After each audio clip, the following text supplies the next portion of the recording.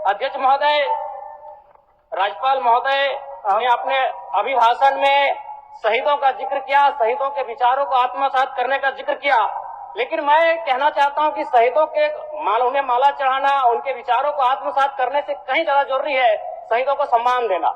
मैं एक झारखंड, चूंकि माननीय मुख्यमंत्री भी झारखंड आंदोलनकारी के सुपुत्र, आज वो मुख्यमंत्री हैं, मैं भी एक झारखंड आंदोलनकारी का बेटा हूं, आज मैं विधायक के रूप में आपके बीच हूं, लेकिन आज असंख्य झारखंड आंदोलनकारी के परिवार है जो आज छत बिछत हो चुका है। इसलिए मैं चाहता हूं जिस प्रकार एसटी आरक्षण, ओबीसी आरक्षण और एससी आरक्षण, ईडब्ल्यूएस आरक्षण के साथ झारखंड आंदोलन की लड़ाई लड़ने वाले आंदोलनकारियों के परिवार को, आश्रितों को 5% आरक्षण की व्यवस्था की जाए, ये मैं सदन से मांग करता हूं। अध्यक्ष महोदय। सदस्य जयराम जी बोलिए, बोलिए आप बोलिए।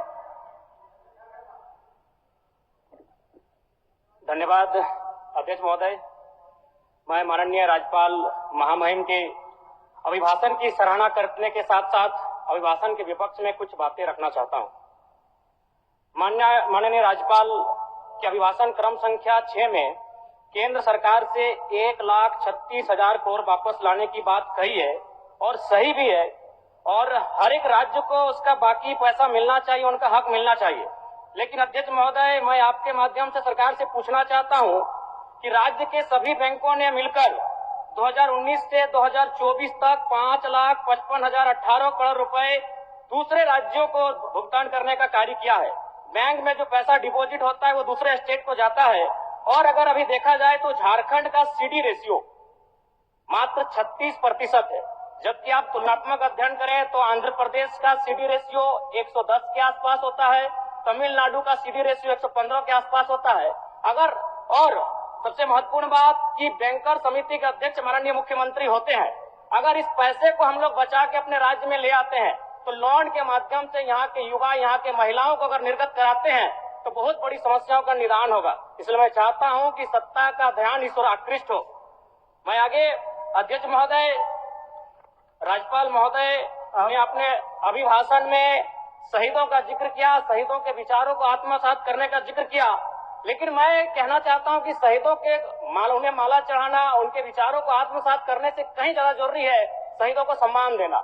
मैं एक झारखंड, चूंकि माननीय मुख्यमंत्री भी झारखंड आंदोलनकारी के सुपुत्र, आज वो मुख्यमंत्री हैं, मैं भी एक झारखंड आंदोलनकारी का बेटा हूं, आज मैं विधायक के रूप में आपके बीच हूं, लेकिन आज असंख्य झारखंड आंदोलनकारी के परिवार है जो आज छत बिछत हो चुका है। इसलिए मैं चाहता हूं जिस प्रकार एसटी आरक्षण, ओबीसी आरक्षण और एससी आरक्षण, ईडब्ल्यूएस आरक्षण के साथ झारखंड आंदोलन की लड़ाई लड़ने वाले आंदोलनकारियों के परिवार को, आश्रितों को 5% आरक्षण की व्यवस्था की जाए, ये मैं सदन से मांग करता हूं। अध्यक्ष महोदय, थोड़ा सा और समय लूंगा। अब हो गया जयराम, जब सरकार का उत्तर होना है अब सरकार, फिर बाद में फिर सेकंड पारी में मौका मिलेगा। मान्यवर 30 सेकंड, मान्यवर 30 सेकंड। चलिए बोल लीजिए।